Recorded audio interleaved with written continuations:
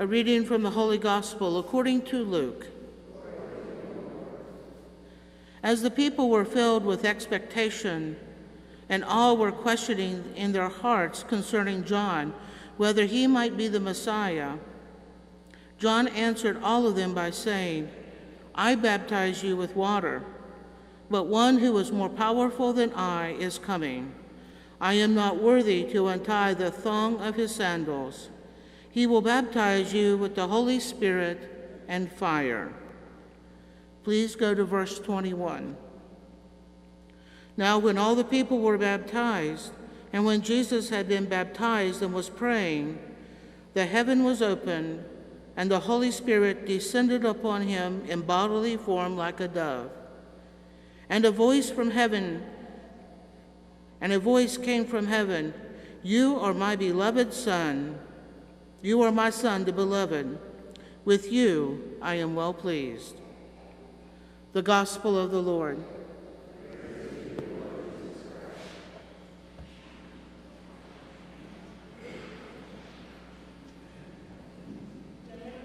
Can you hear me? Yeah. Everybody that wants to hear can hear, right? You would tell me if you couldn't hear, right? Maybe. I heard a maybe. I heard a maybe over here. How many of you here remember your baptism? Oh, I see some hands.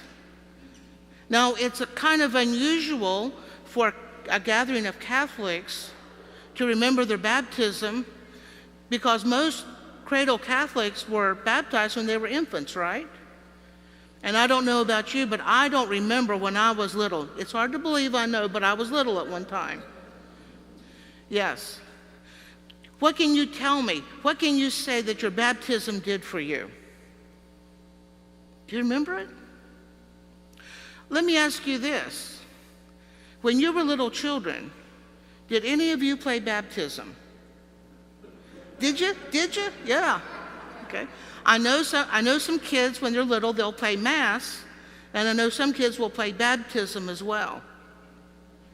Now, I'm going to go out on a limb here, and I probably am going to carbon date myself a little bit. But if you were years ago, before they had public water systems, particularly in the country, and if you had a well that did not produce a whole lot of water, you would supplement that by having a rain barrel. And a rain barrel was something that you would have sitting next to the house, and the downspout, the runoff from the roof of the house would go into the barrel. And you would use the water from that barrel for anything except for cooking and drinking.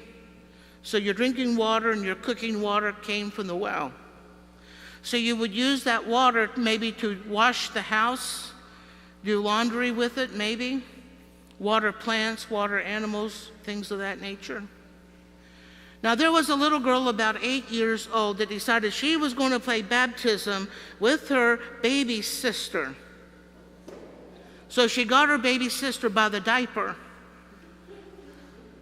Once for the Father, once for the Son, and when it came time for the Holy Spirit, the diaper fell off.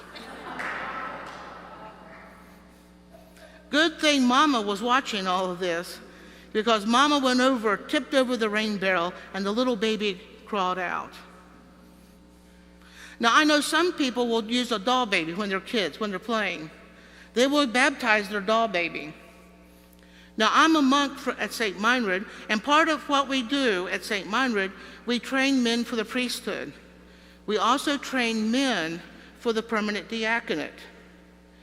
So in one of the practice chapels there at St. Meinrad, there's a doll baby that has been baptized more than any other thing that I know of.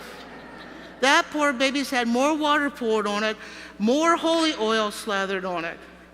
But it's a fun thing to watch because it's so different than when kids play, because kids, they're so confident in what they do, and the deacons and those that are preparing for priesthood are just so absolutely nervous because of what they've got to keep an eye on.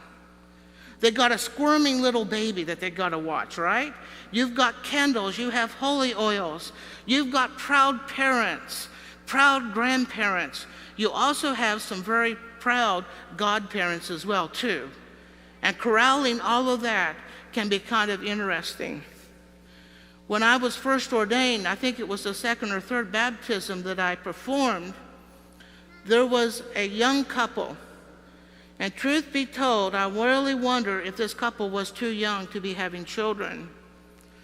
And so in the middle of it all, the baby starts crying and squirming, and I want the liturgy to be meaningful to the parents and all, so I don't want to rush through it. And in the middle of it, Mama hands me the baby, says, "Here, you want him?" So I took him and I started cooing with him with his name. And he quieted right down and handed him back to his mother. And we went on with the baptism. Baptisms are special.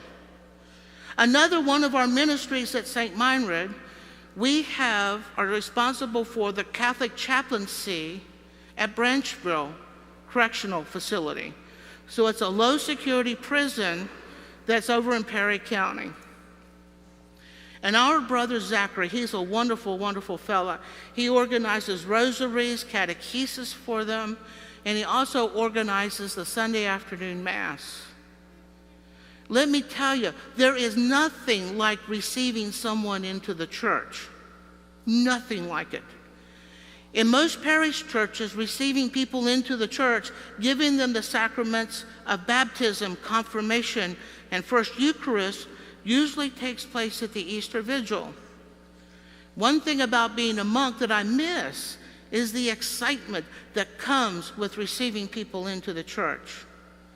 At Branchville, the bishop has given us permission to receive men into the church, the prisoners into the church, when we feel like that they're ready, because the prisoners can be transferred at any given time.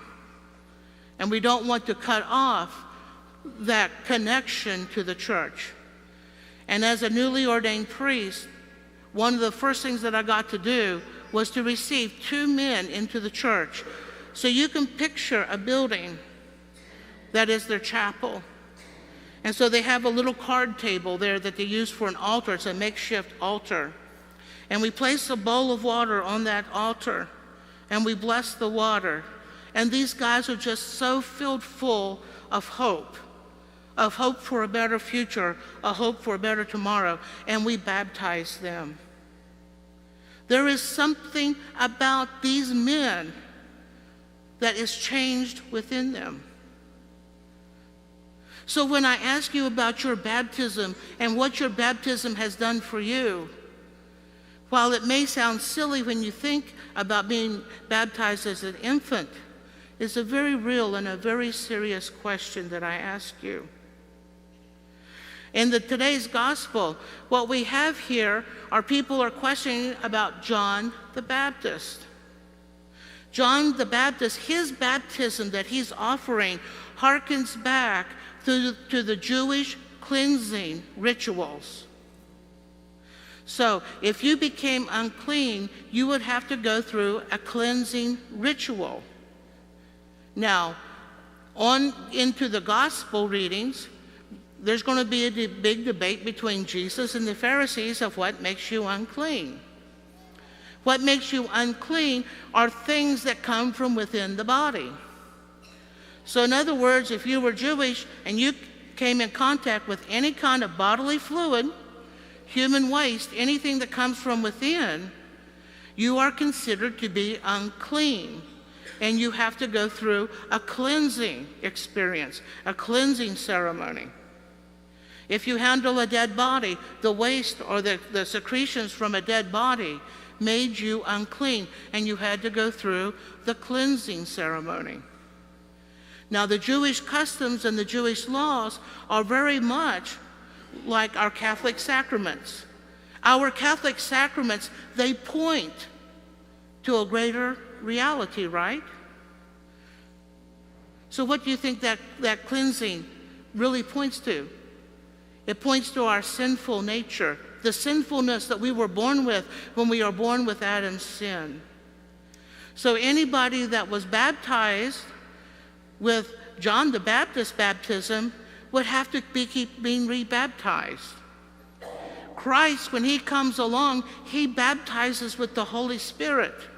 And the Holy Spirit baptizes, cleanses from within.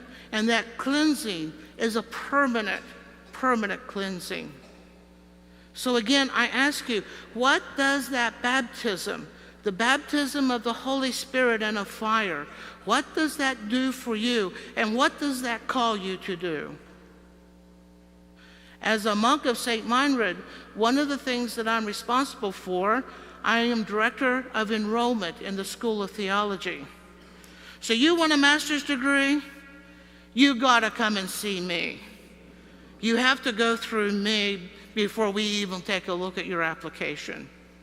So part of my job is I work with diocesan vocation directors. And here in the Evansville Diocese, we are blessed to have 7 really good candidates for the priesthood that are studying at St. Meinrad. And I don't know if you will know Tyler Tinbarge, who's a transitional deacon. He will be ordained a priest this coming spring. Wonderful, wonderful fella. He will be a blessing to the diocese. But when the vocation director sends someone to St. Meinrad, we have a packet that we have to look at. And one of the things that they have to do is write essays. We have lay degrees for people who are interested in studying theology and studying pastoral theology, which is more like pastoral care. Those people also have to write essays. Some of it has to do with their personal story.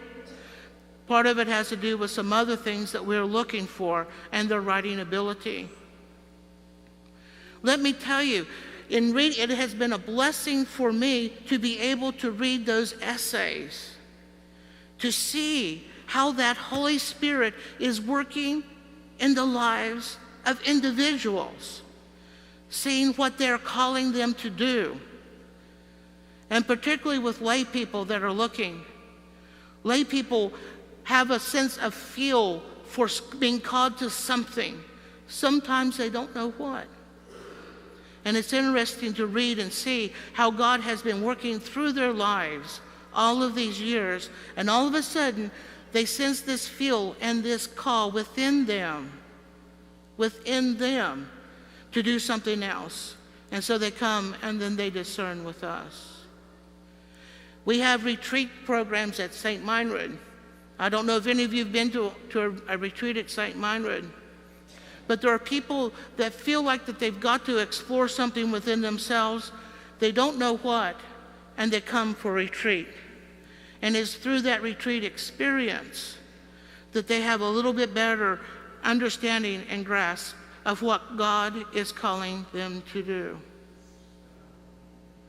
So one of the questions, again, that I ask, and a question that I like to leave with you, is what does that Holy Spirit that you have been baptized with, what is that Holy Spirit calling you to do?